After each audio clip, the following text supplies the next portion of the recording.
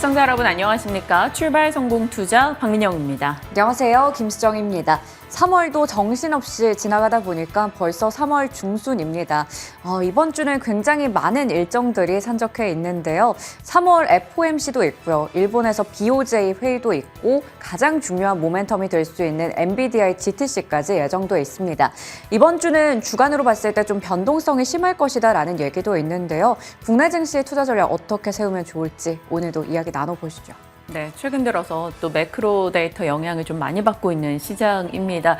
그것을 뒤흔들 수 있는 일정이 많이 있기 때문에 같이 저희도 살피면서 전략 챙겨보겠습니다. 지금부터 함께 하시죠. 지난 금요일장 어땠는지 복귀부터 시작하겠습니다. 양지수 모두 다 떨어진 채 거래 마쳤습니다.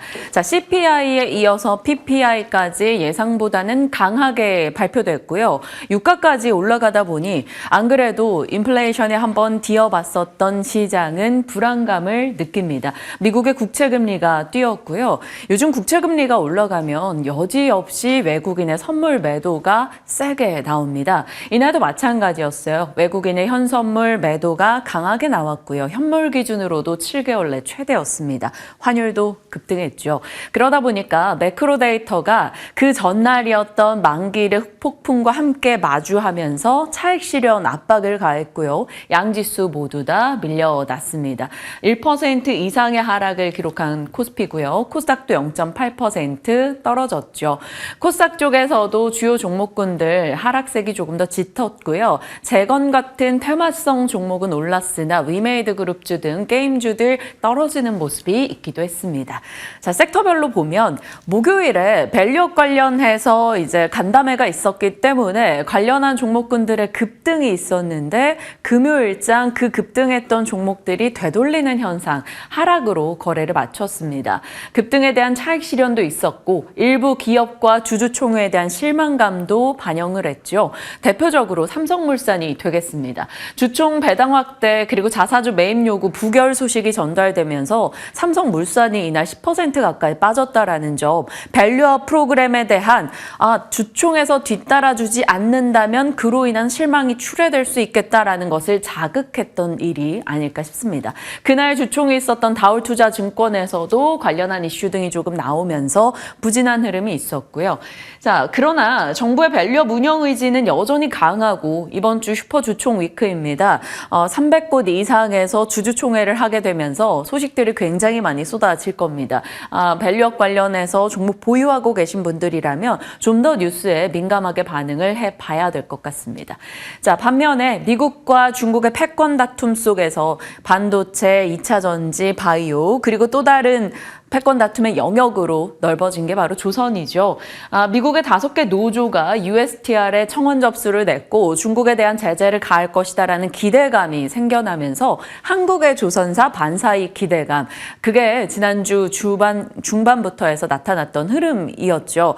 이날도 조선주가 비교적 괜찮기는 했습니다만 그 전 거래일에 강한 시세 대비해서는 조금 약했다라고 볼 수 있겠습니다. 현대힘스 같은 경우도 이날 윗꼬리가 좀 달렸고요. 음봉 마감이었는데 3% 정도 올랐고요. HD한국조선해양도 장초 대비해서는 상승폭을 조금 반납하는 흐름이 나타났습니다. 다만 이날은 조선 섹터가 그 전 거래일 대비 강하지는 못했으나 주말 사이 조선 쪽 뉴스는 계속해서 업데이트가 됐고요. 클락슨 신조선가도 금요일 다시 한번 올라가는 모습 보이기도 했습니다. 시장의 하나의 선택지 안에 조선이 계속 들어갈 수 있을지 지켜봐야 되고요. AI 반도체가 일부 종목을 제외하고는 차익 실현 움직임이 나왔던 주 후반이었습니다. 그러다 보니까 반도체 대안의 성장주 성격으로 AI 소프트웨어 그리고 로봇 쪽도 시장의 한켠을 자리했는데요. 솔트룩스 등에서 이 소프트웨어 루시아로 세계적 성과를 냈다라는 소식과 또 피규어 제로원의 시연 효과 등으로 로봇에 대한 관심도가 조금 증가하긴 했습니다. 많은 종목이 강하게 올라간 건 아니었습니다. 이슈가 있었던 솔트룩스가 23% 급등하면서 한동안 조금 눌려 있었던 소프트웨어 쪽에 힘을 실어주는 모습이었죠. 보시면 시원한 장대 양봉이 나왔습니다. 22.6% 상승 흐름이었고 엠로나 삼성 SDS나 이런 종목군으로 관심을 조금 유발할 수 있는 뉴스였다 보겠습니다. 엠로도 5% 강세였네요. AI 소프트웨어와 로봇이 시장이 강하게 끌고 나가주는 주도주가 없다면 차기 이제 주도주로 올라갈 수 있다라는 기대감도 등장하고 있습니다. 자, 섹터별로 봤을 때 순환이 계속 일죠. 지난주 주초에는 뭐 전고차 등의 종목들, 우주항공, 비트코인 이런 종목들이 강했었는데 지난 금요일에 주 후반으로 오면서 이쪽에서 다 하락세가 나타났고요.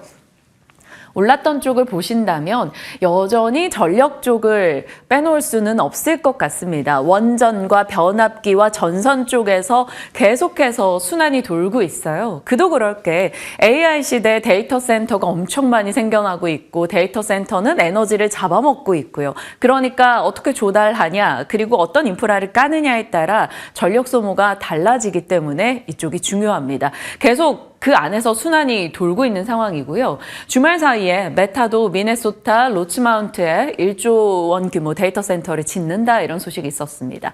주초는 변압기와 원전이 치고 나갔고요. 주 후반에서는 전선 쪽이 강세를 나타냈는데 이날은 일진전기였습니다. 쿠웨이트 관련한 수주 소식으로 인해서 급등 흐름이 나타났고요.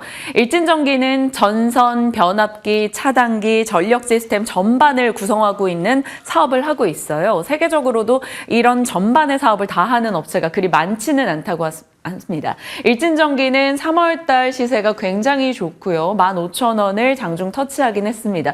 6% 급등 흐름 기록했는데 더 갈 수 있을지 지켜보도록 하겠습니다. 자, 이렇게 전력 기기 쪽이 관심을 받다 보니까 최근 들어 좀 힘내는 그룹주가 LS그룹이 되겠습니다. LS그룹이 전선, 산전, M&M 이런 전력 관련 설비 쪽 종목들이 꽤 많이 들어가 있기 때문인 거죠. 물론 M&M은 전기동이긴 합니다만 당연히 구리선이 들어가기 마련이니까요. 이베스트증권이 사명을 바꿔서 LS증권으로 이제 LX 네트워크스 휘하에 들어간다라는 소식이 상한가 기록을 하게 만들었고요. LS그룹 내에서 3년 내 4개사가 상장한다라는 소식 등도 들려왔습니다. 자, 이날은 CJ그룹도 괜찮았어요. 올리브영이 IPO 철회하면서 이제 CJ그룹의 100% 자회사 가능성 그러면서 CJ가 14% 오르기도 했습니다. 자, SG가 그 전에 목요일 장 마감 이후 뉴스를 내면서 우크라이나 이제 도로 복구 사업에 참여한다라며 아스콘 쪽을 자극했습니다. SG 상한가 같고요. 아스콘이나 또 재건 관련한 종목들 강세 흐름 나타냈네요. 이렇게 시장 내에서 계속해서 순환이 돌고 있습니다. 개별 특징주로 이렇게 어떤 걸 꼽아볼까 고민하다가 이렇게 두 종목 잡아봤는데요. 한진칼은 급락 이슈가 있어서 넣어봤습니다. 그리고 하나가 삼성전기입니다.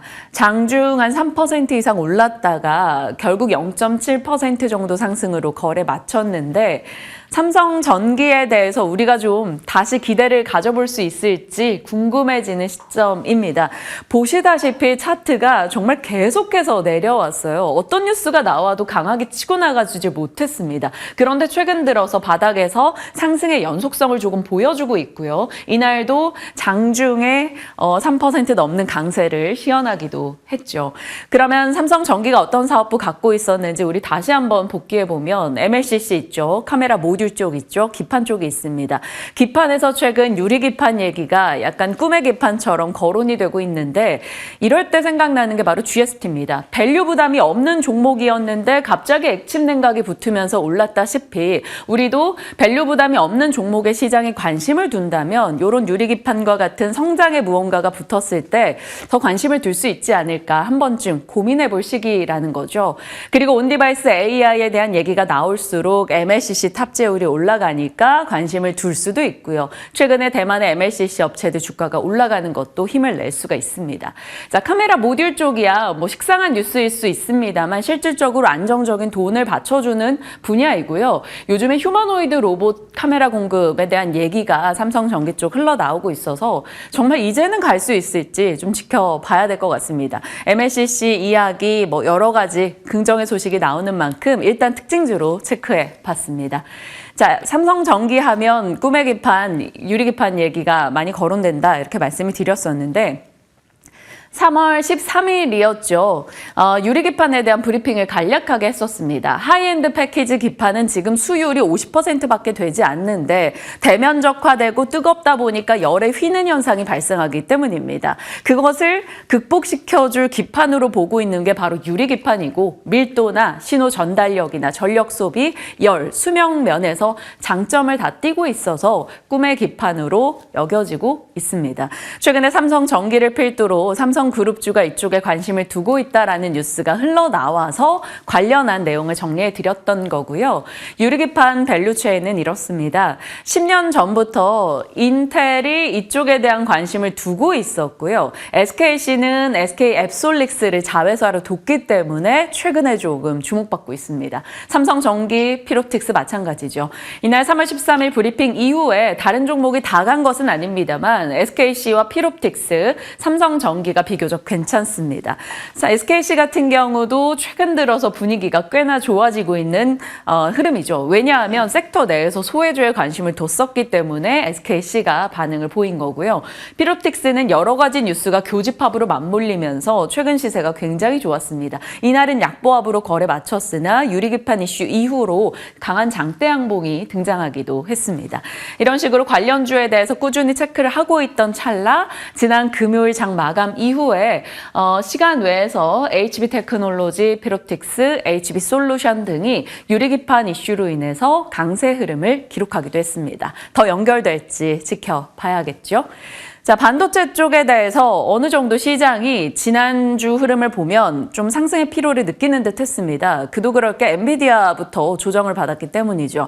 이럴 때 어떤 전략을 펼쳐야 될까 고민되는데 우선은 주도주에서 조정 시 매수로 대응을 해야 될지 고민됩니다. 왜냐하면 관련한 뉴스는 계속 업데이트 되니까요.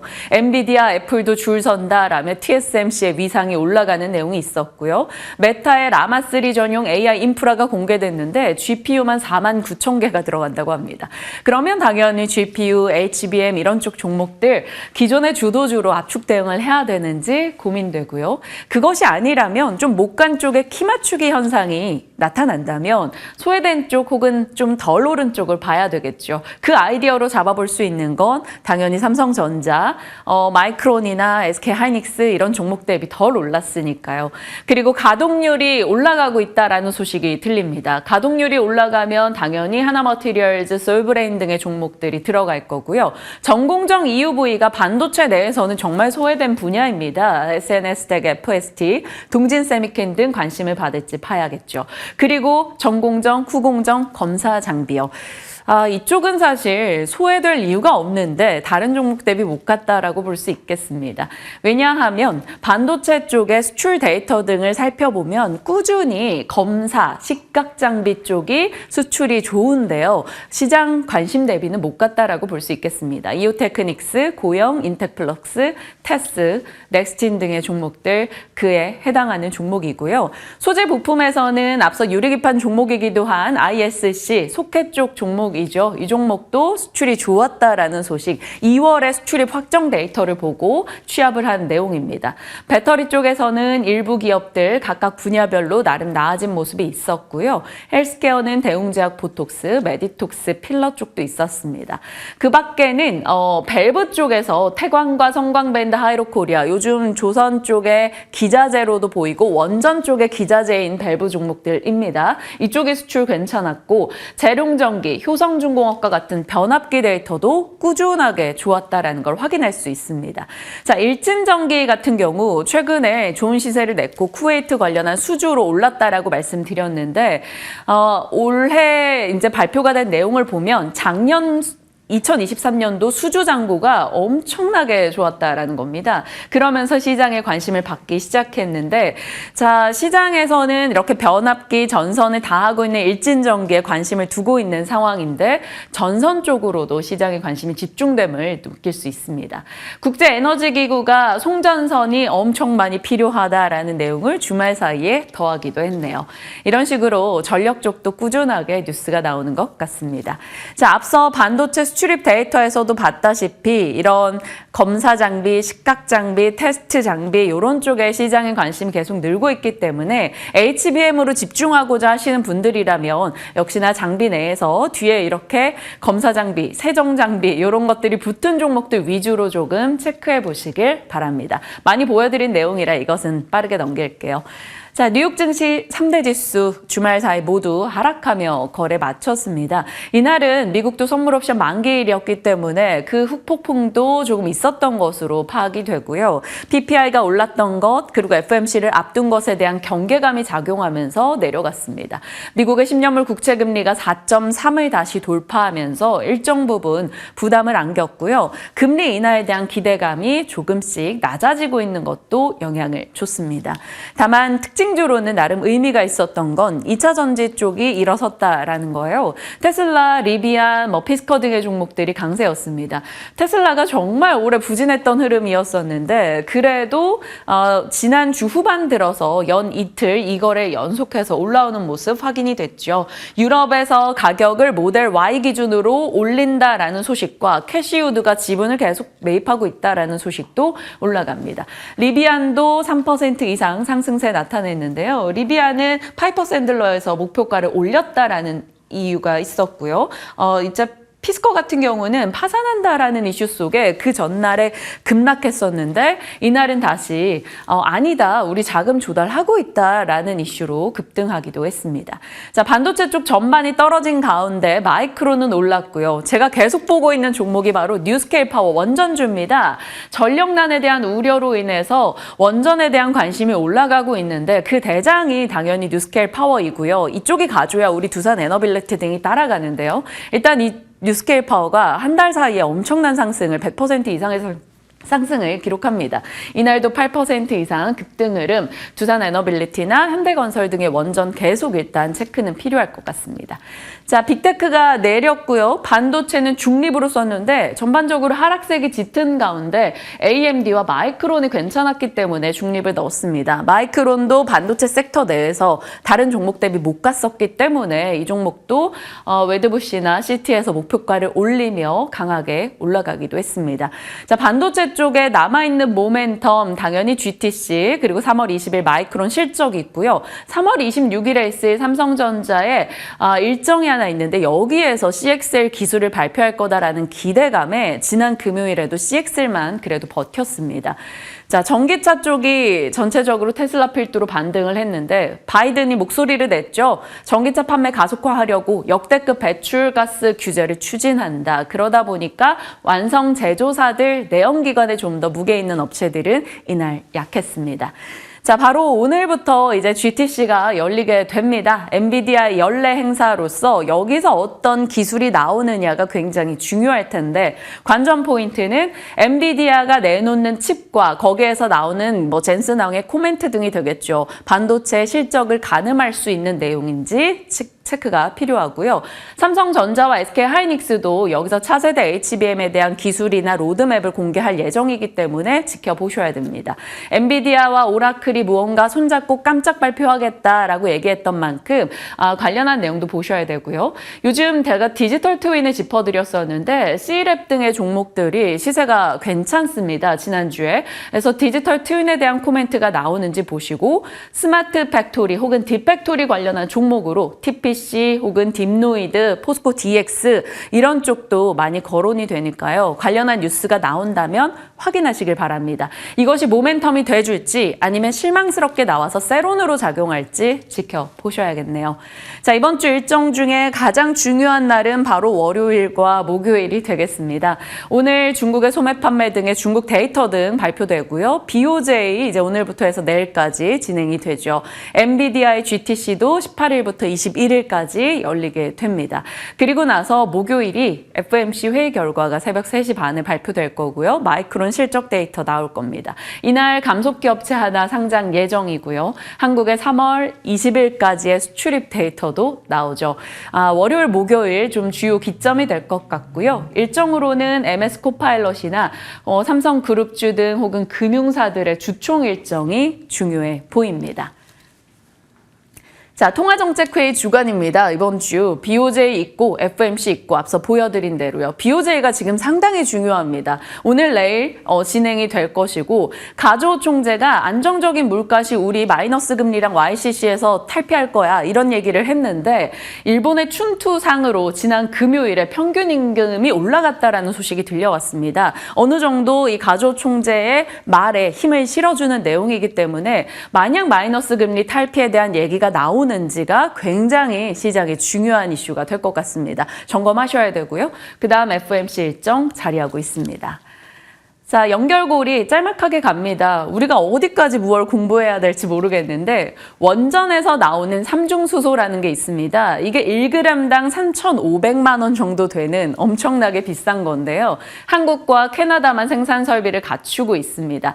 이것이 전기 없이 빛을 낼 수 있고 핵융합 에너지 연료이기도 합니다. 이것을 국내에서 판매하는 것에 대한 승인이 나왔다. 이런 소식이 들리더라고요. 삼중수소 관련해서 어떤 종목이 있나 빠르게 찾았더니 일단 일진파워가 삼중수소 취급 기술을 갖고 있다라고 합니다. 요즘 원전 트렌드도 좀 있는 가운데 나온 뉴스라서 지켜봐야 될 것 같고요. 애플이 이제 멀티모달 공개한다고 해서 코파일럿과 함께 본다면 AR 소프트웨어가 있겠습니다. 독일 벤츠가 휴머노이드 로봇을 도입한다라고 합니다. 그래서 반복되는 작업을 자동화시킨다. 요즘 휴머노이드 이야기가 많이 나오죠. 로봇이 시장의 하나의 대안이 될지 지켜봐야겠고요. 로봇 관련주로는 요 정도 정리한 바가 있습니다. 체크하시면서 한번 추적해 보시죠. 시장의 여러 뉴스들 점검했고요. 이에 맞춰서 또 섹터 뉴스 들어가겠습니다. 어느 쪽입니까? 바로 게임 쪽입니다.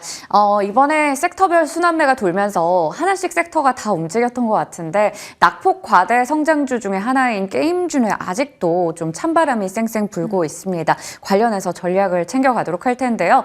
지난주 금요일에는 위메이드의 주가를 보면서 이게 아닌데 라는 생각이 들었습니다.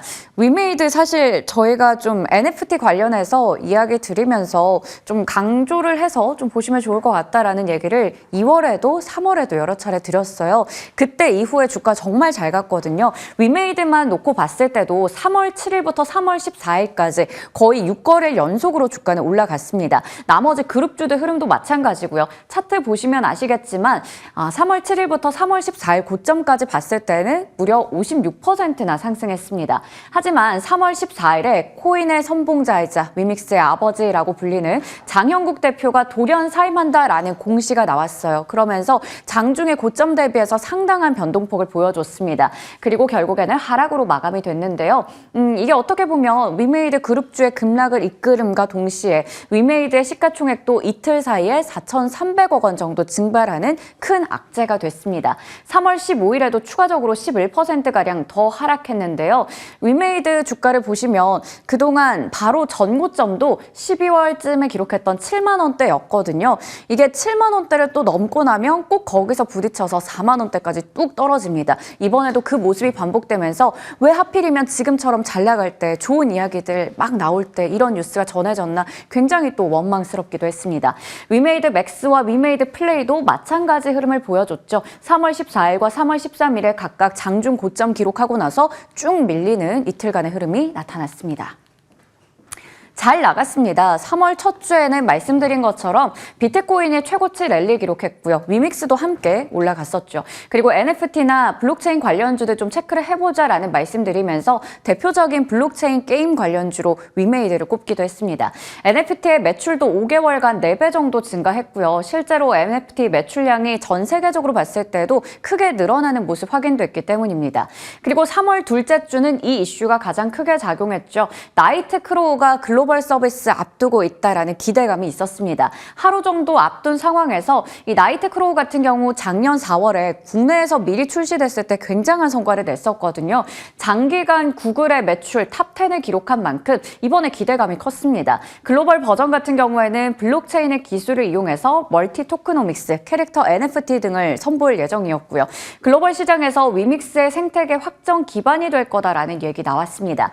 그동안 이 미르포의 뭔가 뭔가 영광을 재현할 수 있다라는 이야기도 나오고 있었고요. 실제로 3월 14일에 나이트크로우의 글로벌 동시 접속자는 20만 명을 넘어섰고요. 대만과 태국, 인도네시아 등등 여러 국가에서도 앱스토어 매출 순위 상위권을 기록하기도 했습니다.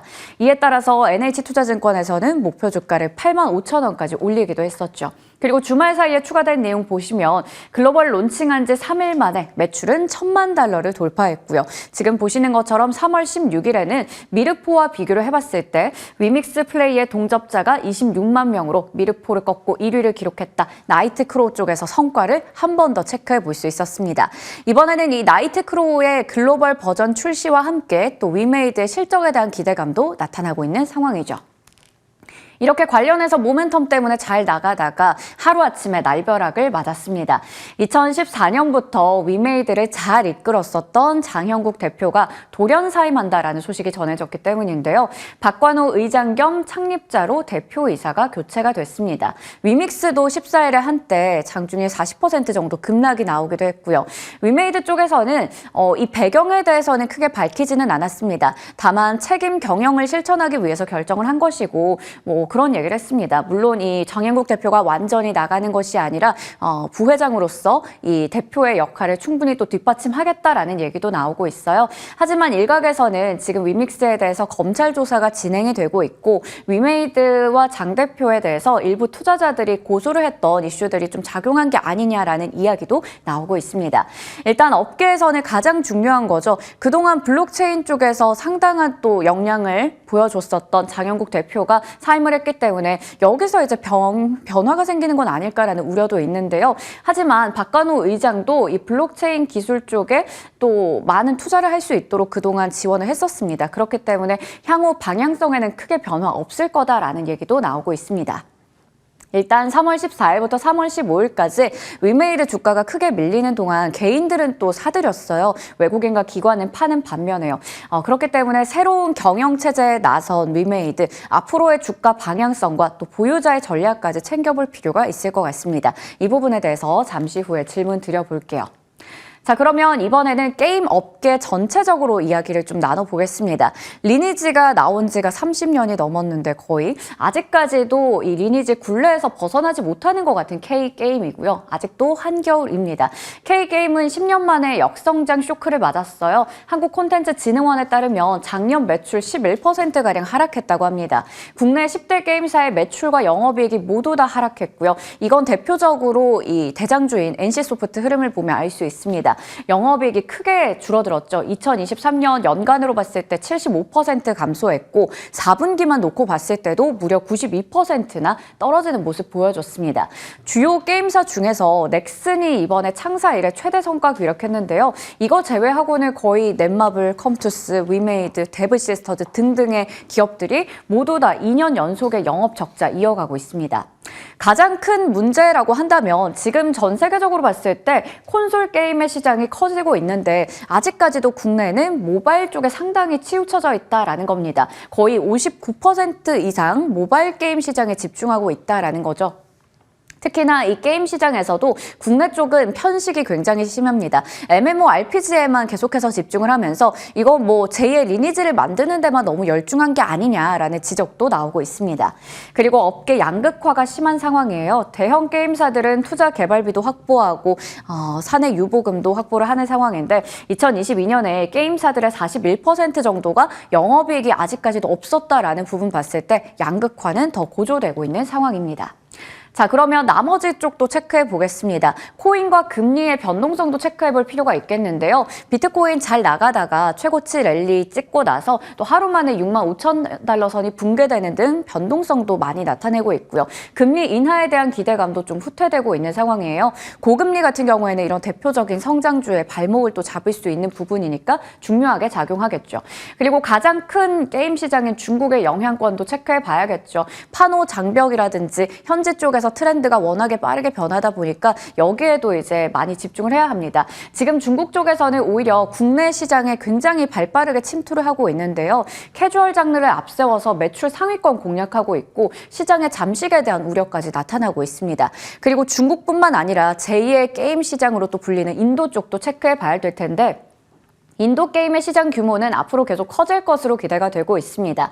인도는 오는 4월부터 5월까지 또 총선 앞두고 있어서 여기에 따른 리스크 체크해 봐야 된다라는 이야기도 나와요. 이 크래프톤의 배틀그라운드 모바일 인도 서비스 중단 권고에 대한 보도가 나왔었는데 확실하게 이제 이야기가 나온 건 아니지만 이런 부분들 봤을 때 인도와 중국 쪽의 영향권 체크해 봐야 된다라는 이야기도 짚고 가야 될 것 같습니다. 그리고 3월에 정기주총 앞두고 줄줄이 지금 게임 업계에서도 위기의식을 느끼면서 이렇게 사령탑을 교체하는 움직임들 나타나고 있습니다. 주요 게임즈 중에서 크래프톤 제외하고는 모두 다 이 대표들을 교체를 했더라고요. 10대 상장 게임사 중에서 6곳이 이렇게 됐습니다. 3N이라고 볼 수 있는 쪽에서 전면 쇄신에 나섰습니다. 선택과 집중하겠다라는 의미로 투톱 체제로 창사 이래 처음으로 교체가 됐고요. 컴투스는 경영개발 공동대표 체제로 복귀를 했습니다. 위기의식 뿐만 아니라 여러 가지 사법 리스크도 이에 또 작용하고 있는 것 같고요. 앞서 위메이드 사례도 체크를 해보셨을 겁니다. 자, 섹터 내에서도 실적이라든지 여러 가지 이슈들을 바탕으로 해서 정말 희비가 엇갈리고 있는 쪽이 게임 쪽입니다. 과연 반전을 보여줄 수 있는 종목은 어떤 게 있을지도 궁금하고요. 위메이드의 보유자에 대한 전략까지 챙겨가도록 하겠습니다. 자, 오늘 수행과의 더보기는 오랜만에 파묘 가지고 왔습니다. 900만 관객을 돌파를 했습니다. 이제 1000만 고지가 코앞이고요. 이번 주말에 아마 1000만을 찍었을 것이다라는 이야기 나오고 있습니다. 쇼박스에 따르면 개봉 24일째 900만 명 돌파했고요. 이 서울의 봄보다도 훨씬 더 빠르게 이 기록을 깬 것으로 보입니다. 해외 133개국의 판매 이슈도 있고 영화제 초청 같은 여러 가지 낭보가 잇따르고 있는 상황이고요. 쇼박스 주가 보시면 주간으로 5% 올랐고 금요일장에서 4% 강세 보여줬습니다. 15일에 시간을 거래해서 추가적으로 올라갔는데요. 이게 영화 개봉하고 나서 흥행 소식에 주가가 쇼박스도 CJ, CGV도 올랐었다가 고점 대비해서 좀 눌렸었거든요. 다시 한번 시세가 나올 수 있을지도 궁금해지고요. 이외에도 콘텐츠 관련주들 좋은 이슈들 좀 있었어요. 콘텐츠리 중앙 같은 경우 흑자 전환에 대한 기대감에 주가가 5% 가까이 금요일장에서 올랐고요. 레몽레인 주가도 주간으로 63%나 올랐었는데 주 후반으로 가면서 변동성이 좀 나타났습니다. 나머지 콘텐츠 주까지 전략 챙겨가도록 하겠습니다. 시장에 나온 뉴스들, 섹터 흐름까지 짚었습니다. 이에 대한 전략 지금부터 함께 챙겨보시죠.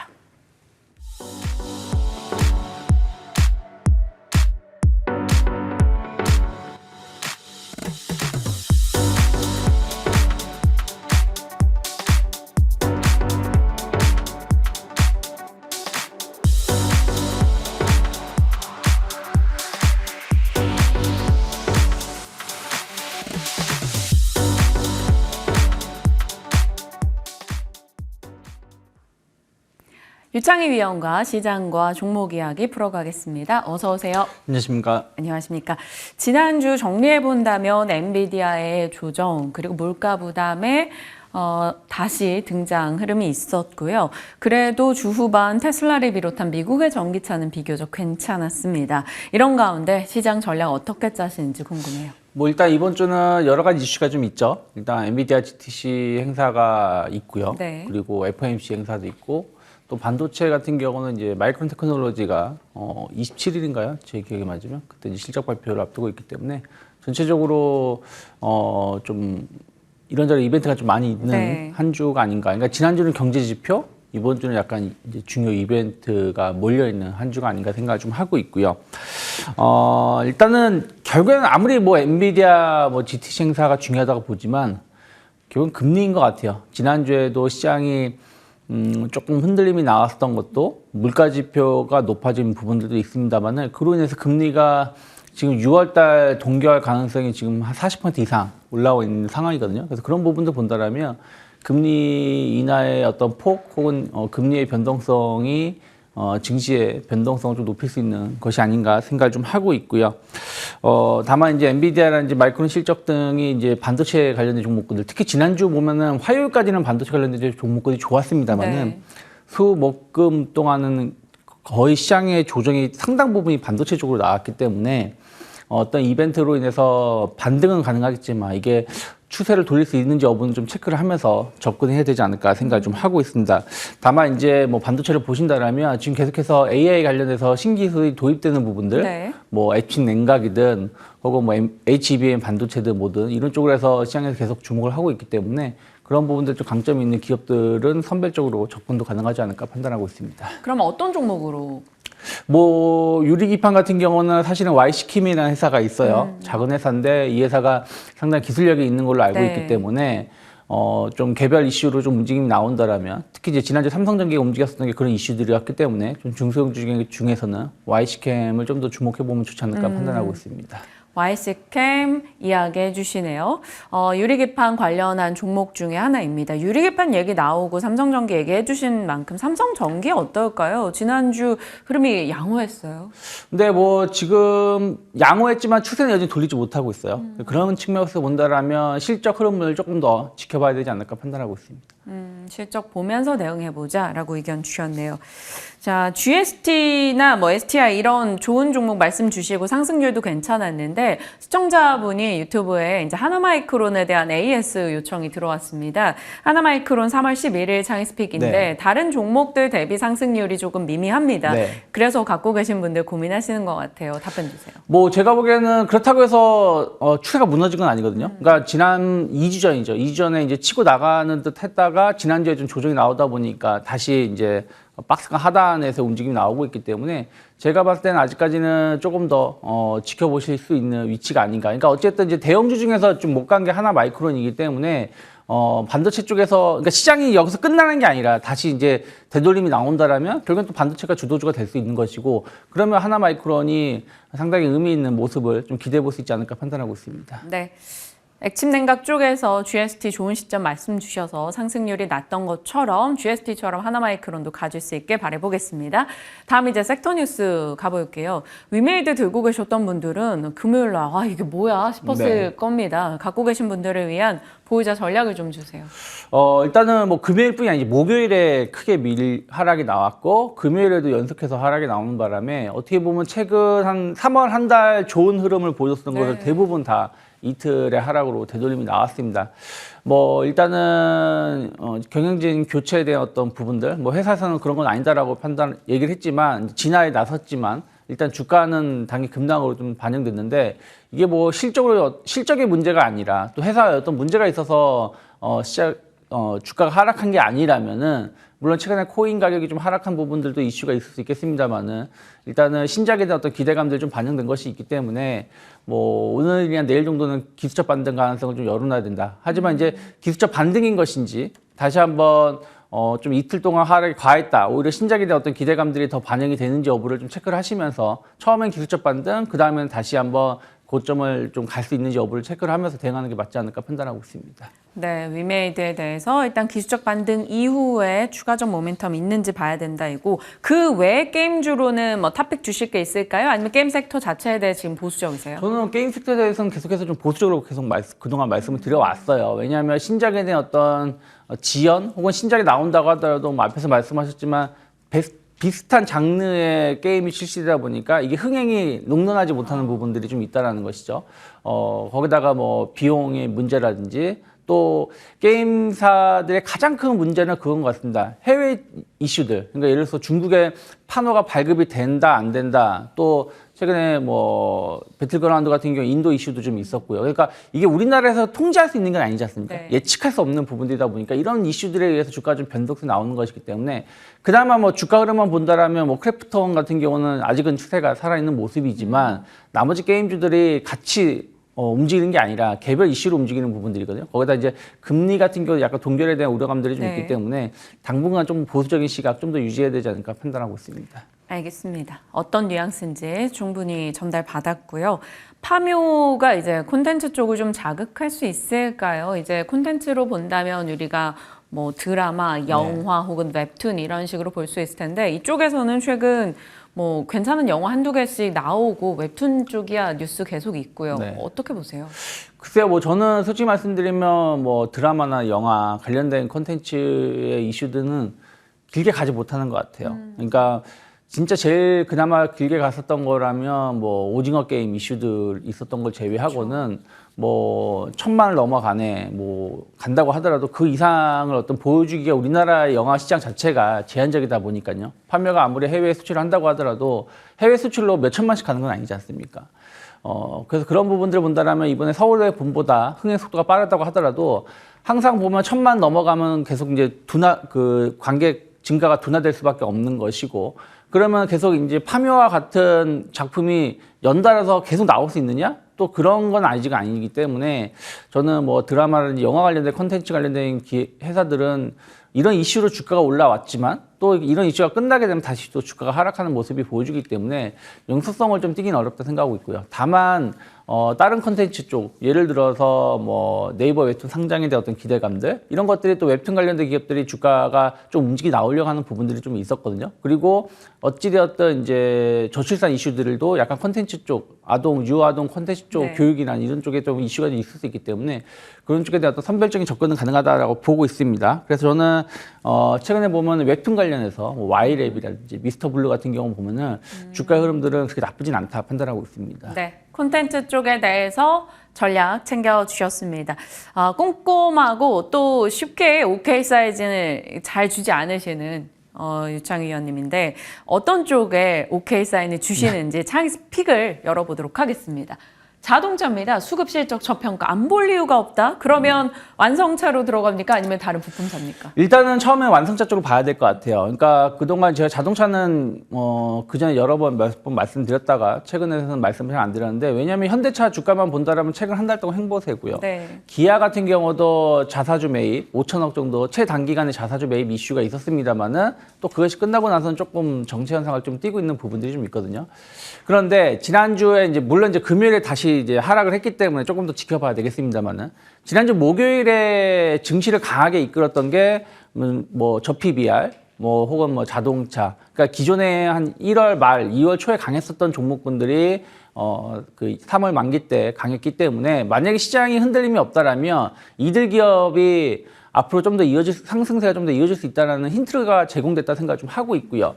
어쨌든 밸류업 프로그램은 정책 이슈는 계속 지속될 것이라 보고 있고, 지금 이제 3월 거의 3월 중순이 넘어가는 상황이거든요. 3월 중순이 넘어가고 있기 때문에 조금만 지나면 금방 4월이고요. 네. 그러면 이제 실적, 1분기에 실적이 좋은 기업이 어딘가에 대한 관심도가 높아질 수밖에 없는 거거든요. 그러면 올해 실적이 좋아질 수 있는 기업은 이런 저PBR 관련된 기업이라 보고 있어요. 특히 자동차 관련돼서는 테슬라가 전기차 이슈들 때문에 주가가 연일 급락이 나왔었습니다만은 현대기아는 하락하지 않았었거든요. 그 이유 중 하나는 대한 차량이 많다라는 거죠. 내연기관 차량이라든지 하이브리드 차량이라든지 꼭 전기차만 있는 건 아니니까요. 그래서 그런 부분들이 대체적 효과로 좀 새롭게 좀 주목을 받을 수 있지 않을까 생각을 좀 하고 있습니다. 그래서 저는 만약에 자동차 쪽을 보신다라면 외국인들 수급이 꾸준히 들어오고 있는 현대차 같은 경우 계속 좋게 볼 수 있다 생각하고 있고, 그리고 코리아 FT 같은 경우 이제 부품사들은 자동차 완성업체에 갈 때 같이 가는데, 어쨌든 지금은 좋은 실은 하이브리드 차량이라면 코리아 FT 같은 경우는 그런 부분들이 강점이 있지 않나 판단하고 있습니다. 현대모비스 최근에 얘기 주셨고 좋은 상승률 기록했는데, 지금은 현대차와 코리아 FT로 관심을 좀 좁혀보자라고 의견 주셨습니다. 체크하겠습니다.